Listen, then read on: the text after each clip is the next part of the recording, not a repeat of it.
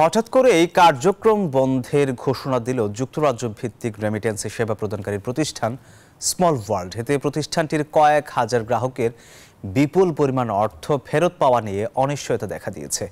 যুক্তরাজ্য সহ বিশ্বের ১৯টি দেশে গত ১৩ বছর ধরে রেমিটেন্স পাঠানোর সেবা দিয়ে আসছিল স্মল ওয়ার্ল্ড নামের প্রতিষ্ঠানটি।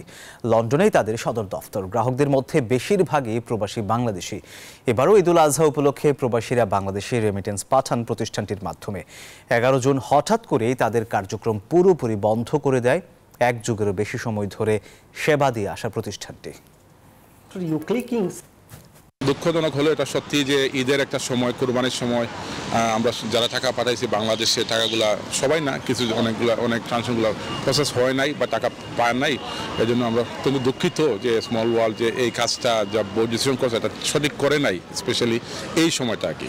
তো এটা যেটা করে ফেলছে এটা তো আমরা কিছু করতে পারবো না, বা যেটা নেক্সট ইনস্ট্রাকশন দেওয়া হয়েছে কোম্পানির পক্ষ থেকে, স্মলের পক্ষ থেকে, যে ফাইন্যান্স টিম তারা অ্যাকাউন্টস টিমটা প্রসেস করে দেবে আপনাকে রিফান্ড দেওয়ার জন্য।